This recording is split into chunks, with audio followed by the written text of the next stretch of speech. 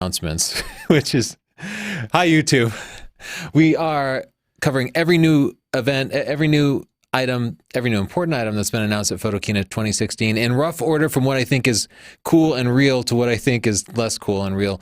Up first, the Sony a99 II for A mount. This is not the Sony E mount. And when I tweeted this, literally not everybody knew that Sony made these kind of SLR-like cameras, but the A99 II is now a full-frame, top-end flagship camera for their A-mount system. The A-mount system is different from the E-mount system. The E-mount system is mirrorless. This has a mirror in it, but it's an SLT system, so the mirror is fixed in place. It's semi-translucent, which means the light goes through the lens and then actually through the mirror to the sensor. These cameras have electronic viewfinders, just like a mirrorless camera, but like an SLR, some of that light bounces off the mirror and goes up to an off-sensor phase detect system, meaning they have full, powerful SLR focusing abilities. And that kind of gives you the best of both worlds. But there's one serious penalty, and that is a 30%, roughly 30% drop in image quality, because that mirror is bouncing about 30% of the light away. So the sensor actually gets 30% less of light than it normally would. That means while this has the new sensor from the A7R II, the new 42 megapixel sensor, the image quality itself is probably going to be worse than, say, the Canon and Nikon alternatives. A little bit more noise than you'd expect to see. Nonetheless, this is really a much more interesting camera than Canon or Nikon have come out with recently. It's certainly a more powerful camera than the 5D Mark IV. It has sensor stabilization, which is absolutely huge. If you haven't used a camera with sensor stabilization, the ability to stabilize fast primes like a 50mm f1.4 is pretty amazing. It means you can do handheld night photography at something like ISO 100. And for things like video, it does an even better job of stabilizing it than just the built-in optical image stabilizer that you might have in your zoom lens. It's absolutely fantastic. It has 12 frames per second with autofocus tracking. That puts it on par with the $6,500 Nikon D5 and pretty close to the $6,000 Canon 1DX Mark II, their flagship cameras, but is coming in at a lower price point, $3,200 US, $3,600, 3,600 euros or 4,000 Canadian. Focuses down to EV-4 with a really cool system that combines both the off-sensor phase detect and the contrast-based focusing of their mirrorless cameras. So while the on-sensor phase detect, the focusing points are kind of clustered around the middle. I never much liked that about the Sony SLT cameras. If you combine that with the on-sensor mirrorless focusing system that covers basically the whole sensor, we really should have a very flexible and powerful focusing system. I have a few concerns, namely, well, it has dual SD cards, but SD cards are kind of slow, especially for a camera that can shoot 12 frames per second with 42 megapixel files. I feel like the buffer's going to run out really quickly, but we'll have to test that to be sure. It, of course, has 4K, and reading the specs, it seems like it's going to exactly match the A7R II's 4K. But we love the A7R II, the A7R II over there. We go to it all the time, and it's fantastic because it can either record 4K in full frame, which no Canon or Nikon SLR could do right now. It can record in full frame, or it can record with the 1.5x crop at even higher quality. And that gives you a lot of flexibility. Very cool feature. So I love to see that with a proper SLR focusing system. The A mount is not dead. Now, some people are a little disappointed that Sony didn't announce an E mount flagship camera like the rumored A9. I hope we'll see that later. I rather would have seen a new E-mount camera. This is really confusing because Sony hasn't released a real A-mount camera in some time, and I wasn't the only person who thought the system was just dead. They also haven't announced any lenses for some time. There are 19 full-frame lenses for the A-mount, and that's probably going to be enough for most people. I'll say if you're considering making the jump over here for all the cool features, just make sure they have the lenses you want and factor in the cost of the lenses into your overall transition, because the lenses are more expensive than they would be for Canon or Nikon, largely because Canon and Nikon have more alternatives. You could buy used lenses, you could buy Tamron or Sigma lenses, and Canon and Nikon each have like multiple 70-200 f2.8 lenses that you could choose from. It has a flip down screen, so you could use it for selfies or filming video while you watch it. and Wi-Fi and NFC. Let's move on. It looks really cool. 120 frames a second at 1080p, 4K, out with 422 through HDMI. My second favorite camera. I'm really hyped about this. The Fujifilm GFX 50S, the rumored 50 megapixel medium format camera. It's not a huge medium format sensor. It's about the same size that you'll see in the Pentax medium format cameras, which I think gives it like a 0.79x crop factor. So it's the jump from APS-C to full frame is a much bigger jump in sensor size than the jump from full frame to this. You will not see the kind of halving of noise in your images, but it'll be a little bit less than that. You would still see substantially less noise. This is not going to be available until, they say, early 2017, and you can't even order it now, and they don't even know the price now. So around Photokina, everybody wants to come with some big announcement, and Fuji just didn't have this ready. So they really don't even seem to have like functioning, well, they seem to have a functioning prototype. The viewfinder on this is really cool. If you've used medium format system cameras, you can attach different types of viewfinders. You could use a waist level viewfinder, so it could hang from your chest and you could look down and get a lower point of view. Or of course, you can have an SLR style optical viewfinder that you hold up to your eye. The maximum shutter speed is 1/4000th. They have a couple of lenses that should be ready right away, and then a couple more that are going to be ready later on in the year, later on in 2017. So there's basically a normal f2.8 lens and 110 millimeter f2.8 macro lens, and keep in mind that's actually going to be more like a 90 millimeter, 35 millimeter equivalent, as well as wide angle lenses and macro lenses, and eventually they'll have a proper portrait lens, 110 millimeter f2, which is going to be something like an 85 millimeter f1.4 that you might be used to in the 35 millimeter format. What's the benefit of this? Well, there's a lot of kind of mystery around medium format cameras. A lot of people kind of feel like they do something magical with 3D effects and extra compression. The reality of it is, at the same ISO, your images will be cleaner. It could be sharper, but that depends on the quality of the lenses and how the camera is used.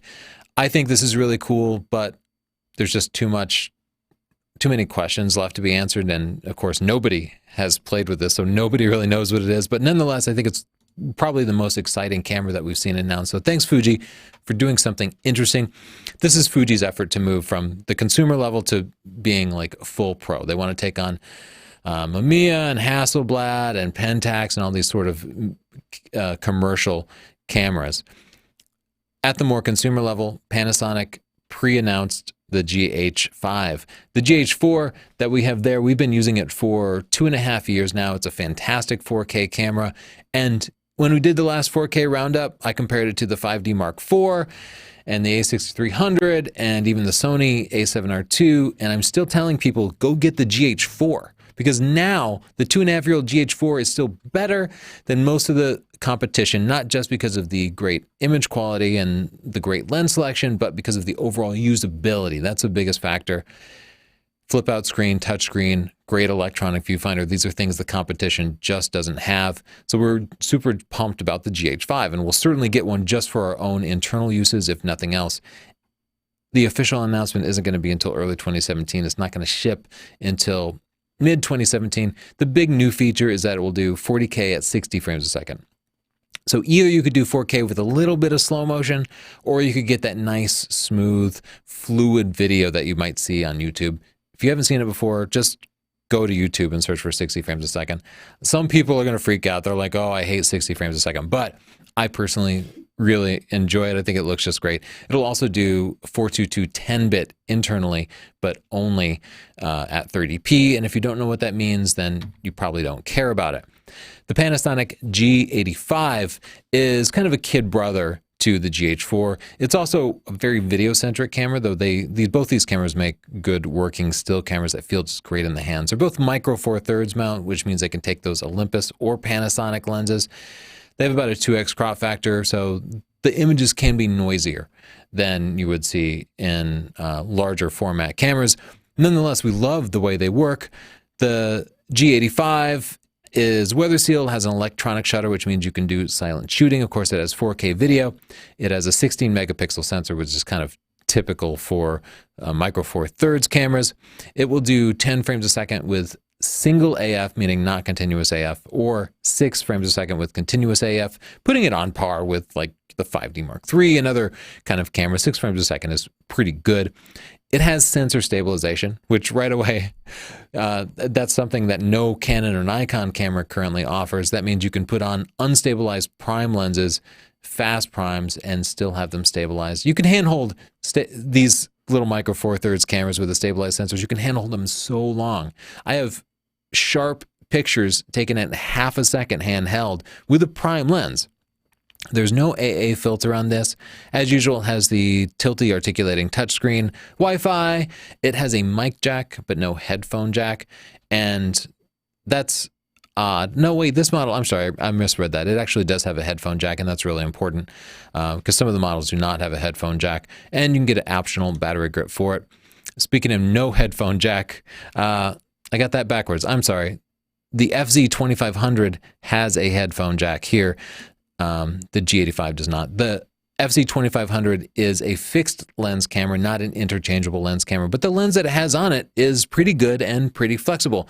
It's $1,200, which makes it more expensive than the G85, but that includes the lens. Also, it's kind of more versatile because it does have that headphone jack. It has a smaller sensor with a 2.7x crop factor, but I think the coolest feature on it is it has a built-in ND filter. So if you ever shoot out in bright sun with video, you know, typically you want to get a slow shutter speed when you're shooting video. You want to be shooting at like 1/30th or 1/60th. But if you're in full sun, your camera will have a shutter speed of like 1/1000th of a second, and that makes the whole video kind of jerky. You don't have to attach a physical ND filter to the front. You can just click that little switch or leave it on automatic and it will take care of it for you. That's a huge convenience in just the real world. As a stills camera, it will shoot 12 frames a second. It has the usual tilty screen, and you can manually control the focusing. It has 5-axis stabilization, not unlike the G85. A couple of cool features like the dolly zoom feature and post focus and focus stacking. It looks like an overall cool camera. The lens itself, in 35mm equivalent terms, is a 24mm to 480mm f7.6 to f12.3 equivalent. Most people will convert the focal length but not the aperture for you, but our friends over at DP Review made this chart which shows you the equivalent aperture and how that compares to other cameras. So the new FZ2500, you'll see it in light purple there.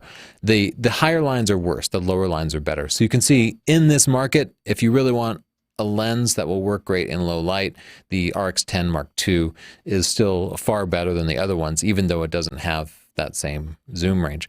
And if you were thinking, I'll get this instead of a A7R II full frame camera because it's so fast and has a 400mm lens, just keep in mind you'd be looking at, you know, a 400mm f12 lens. And if you're going to try to shoot sports with an f12 equivalent lens, you would know that it's not going to work out really well. So that's a good way to kind of assess how useful and how much money a particular camera should cost. The kid brother to that, the LX10, is only $700, and I think Panasonic's put together kind of an ideal vlogging camera. The flip-up screen is great if you're walking around and holding it out and kind of filming yourself because you'll be looking really close to the viewfinder. It has a 2.7x crop, so the same size sensor, and the lens itself is equivalent to a 24 to 72mm f3.8 to f7.6. So it's a fairly fast lens, though it doesn't have a huge amount of zoom range. This has a mic jack, but it does not have a headphone jack, and it does record 4K. Again, I think this is just a fantastic walking around kind of stills or video camera. Here's DP Review's chart again, showing how the LX10 lens fits in there, and you can see it's actually quite a bit faster than all the competition. And that's the kind of thing I look for. I would consider the placement of that line to be one of the most important aspects of this lens when comparing it to the competition, and it does really well. Olympus, another pre-announcement. Again, they don't want to be empty-handed, so Olympus scrambled and came up with a pre-announcement for the EM10, EM1 Mark II that they've been working on for a while. It has a higher megapixel sensor with 20 megapixels, an improved AVF, electronic viewfinder, and a deeper, better grip. So it feels more like a proper SLR. We loved the usability of the EM1, but the image quality wasn't great. It was actually on the low end of the scale for even micro four thirds cameras, and they're saying they've added a full stop of image quality improvement to this. That would be a reach. I bet they're talking about JPEGs rather than RAWs. Nonetheless, I expect some substantial improvement. They are advertising 121 cross-type on-chip phase detection sensors, so I expect the focusing to be much better because the focusing on the EM1 definitely left something to be desired, especially if you were coming down from an SLR. It's outrageously fast with 60 frames a second without autofocus. If you lock the autofocus, it'll shoot 60 frames a second, like full-size 20 megapixel stills, or with continuous AF, it'll do 18 frames a second. But to put that in perspective, the Canon 1DX Mark II is $6,500 and does 14 frames a second. So beating that at a much lower price point is pretty amazing. They haven't told us the price yet. Has a cool feature, Pro Capture Mode. When you shoot, it will actually capture 14 pics before you hit the shutter and 25 pictures after you hit the shutter. So it's actually taking a whole sequence. Not unlike when you take a cell phone picture with your iPhone, you know, it'll show you turn it into a little video clip. That way, if somebody blinks right at the moment of capture, like no sweat, you can just back up a tenth of a second and get right before they blinked. Actually, sounds like it'd be really, really useful. As a high-res shot mode like the EM5 Mark II, we tested that and we got sharper images than out of our 36 megapixel Nikon D810 full frame. The high-res mode really is amazing, produces images that have basically no noise and a vastly much higher amount of detail. Olympus is advertising that they've managed to fix the problem that we had with the EM5 Mark II, which is that any sort of movement would wreck the entire picture and make it unusable. They're saying they can adapt to some amount of movement, so we'll have to test that to see just how well it works in the real world. It also has in-body image stabilization, something we loved on the original EM1, and it shoots 4K video, either DCI 4K, which is the 4096 by 2160 at 24 frames a second, or standard UHD at 30 frames a second, which is what you typically would watch on YouTube. Does 422, 4K HDMI out, dual memory card slots. They also stuck a bigger battery in there. And thank you, because so many mirrorless manufacturers want to keep the cameras small and light, but then the battery runs out by lunchtime. So you end up carrying 3 batteries around you, and every time you go to pick it up for the really important shot, you find out you're out of batteries. A bigger battery. Thank you. I don't mind having a bigger camera, but I hate running out of batteries. USB 3 and a proper silent mode. Olympus also announced a couple of pro lenses that should go along with that. I'm excited about that. I always really like the EM1. GoPro. If you haven't noticed, GoPro is their stock is falling sharp. There are concerns that they might go bankrupt soon. Because the action camera market has simply disappeared, smartphones have killed that. After all, why would you use a separate action camera if you have a waterproof and very durable iPhone? And we're finding out that not many people do want action cameras anymore. So they're trying to diversify a little bit, and they're taking on DJI, like DJI, who makes the Phantom and such. And the Karma is their answer to DJI's Phantom. It starts at $700 or $800 for a drone with no camera. If you want it with the Hero 5 Session, which is a small little camera, it's $1,000. And if you want it with their new Hero 5 Black, it'll go for $1,100. So that is putting it solidly in the middle of the DJI Phantom 4 pricing range. The controller looks cool. It looks, all of it is much more packable. Because my biggest problem with the Phantom 4, and the reason I don't use it nearly as much as I could, is that it's such a pain to travel with, because the legs don't fold, none of this folds, and when you're trying to carry this thing around with all these things sticking out, you just need like a huge case for it, and then unpacking it is a pain. So the Karma folds nicely into a backpack. The little remote here folds into a little clamshell, and you can see on this slide, this is the guy with it in his backpack. I Can't wait. That would just make a drone that I would actually be much more likely to carry around with me and use. So thanks for thinking ahead. There's also rumors that DJI is going to announce a foldable, packable drone in the next few weeks. I was hoping to see it today. So I think they'll have a direct competitor there. You can actually break off the stabilizer from the Karma drone and stick it onto a little handle, which, by the way, looks exactly like a DJI Osmo. So we can see that DJI's success has kind of inspired GoPro. GoPro is also announcing an update to their old standard, the Hero 5 Black, which actually has some pretty big improvements. It used to be with GoPros, you had to stick them inside a waterproof case if you actually wanted to use it in a weatherproofed way. But this one is inherently waterproof, so they've done away with the external cases. That's great. They also stuck an actual color LCD screen on the back and a touchscreen. So we have an improved user interface. We have it inherently waterproof. It's got 3 mics, so the audio should be much better. The audio was always terrible, especially when you use it in the waterproof case. I'm excited. It's an incremental improvement. It doesn't do anything new. It doesn't do 60 frames a second, but it is 4K. It looks awesome. I think GoPro's on the right track, and I hope it keeps the company around a little bit longer. I feel like I should mention that you can yell at the GoPro and make it start. Like you can say, GoPro, take a picture, and it will take a picture. I can't imagine wanting to talk to my camera, but I haven't tried it, so maybe it's super cool. Nikon also trying to diversify as they see the standard camera market is kind of tanking, and they're going after GoPro's market. So just as GoPro's like, we got to get out of the action camera market, this is tanking, Nikon is trying to get into that sinking ship. They announced 3 action cameras. The Nikon KeyMission 170 on the right here is 170 degrees. So it's almost 180 degrees would be, you could see everything in front of you and probably see your toes too. It's almost that wide angle. It's waterproof, it's shockproof, it's pretty much just like a GoPro. The KeyMission 360 in the center here is a 360-degree camera with 280-degree lenses on the front and back. We've tested a couple of 360 cameras, and at this price point, it's $400 or it's $500. Hopefully, it is better than the couple that we've tested, because the quality that we get out of the ones we've tested is so bad that it's just not ready to really produce anything even casual and fun. And finally, the KeyMission 80 is $280, and it's what they call a life blogging camera. So you might hang it around your neck on a chain and walk around and just have it log everything, because we're not sharing enough of our lives now. Good luck, Nikon. Good luck.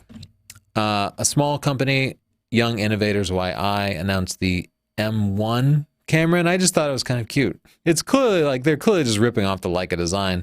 Even the placement of the little red logo there looks exactly like a Leica. It's mostly touchscreen. It only has a couple of buttons on it and a couple of dials, so they're relying on you to interact with the touchscreen and kind of hold it out like this. The kit itself comes with 2 lenses, even though it's micro four thirds, which has hundreds of fantastic lenses available. It's coming with 2 lenses. One of them is a standard kind of kit lens. The other one is a 42.5 millimeter f1.8, which is a portrait prime. The weird thing about the portrait prime here is that the focusing ring is fake. And like right away, that just made me think, oh, I never want to touch that camera. If they would even produce a lens that has a fake focusing ring just for looks, like just forget it. I don't think I can even get on board with this company, but nonetheless, it was cute. I wanted to mention it. Sigma announced 3 new art lenses. These are actually updates to existing lenses. I love the build quality of the Sigma art lenses. The sharpness of them has been absolutely fantastic, and hopefully these don't have the focusing problems that we've experienced on their fast f1.8 zooms. The Sigma 12-24 f4 is $1,600. The Sigma 85 millimeter f1.4, a great portrait lens, is $1,200, and a big wildlife lens, $6,000 for the Sigma 500 millimeter f4. $6,000 actually a fantastic price, because if you get the Canon and Nikon 600 millimeter f4, it'll run you over $10K. We use a 500 millimeter f4 for wildlife all the time. It's a great compromise between somewhat hand-holdable and still giving you like great reach and great detail. And if my experience with the Sigma art lenses is any indication, it will be super, super sharp. I just have my fingers crossed that the focusing will work as expected, because that's really, really critical for wildlife tasks. Couple of new lights from Profoto. We've reviewed Profoto lights before, and they feel fantastic. They work fantastic, but they are really expensive, especially compared to the Palsy Buff, Alien Bees, and Einstein lights that we use. The D2 is coming in 500 and 1,000 watt varieties. These are monoblocks, so you plug them into the wall. They're not battery powered. They have other battery powered options. These are not them. The 500 watt one should be plenty for most purposes, and it's $1,500. The 1,000 watt version is $2,000. They're interesting. They are adjustable in 1/10 stop increments for a range of 10 stops, at their maximum of 1,000 or 500 watts. They can fire up to 20 times a second. So even if you are a really high-paced portrait and stock shooter like we are, we tend to shoot multiple frames in a single second. They should be able to keep up. And they support high-speed sync and TTL with your Canon, Nikon, or Sony cameras. So right now in our studio, and even when we go out in the field, all our lights are completely manual. All the camera does, all the camera communicates to the lights is fire now. And any adjustments, if the subject is a little farther away from the flash, you have to manually turn it up, and that works okay. But it sure would be nice if I could use TTL. And outside in the sunlight, high-speed sync can be really important because you might have to shoot at 1/4000th of a second if you're shooting wide open on a portrait lens, and my current strobes can't keep up with that. So it's really nice that these lights can do that. They're expensive, but I'm kind of disappointed that Palsy Buff Inc., since poor Paul has passed, they haven't really introduced any new and innovative lights. Profoto definitely is. They're stepping forward in ways that will that are very practical and useful. So I myself am kind of considering checking these out. That sums up what I thought was the most important for everything in Photokina. We are heading to Photokina tomorrow, so we'll have more videos showing hands-on these items being used. Be sure to subscribe to see that, and meet up with us in Cologne if you're going to be there. I have books, of course. Check it out at stp.io/store. Share with your friends. Bye.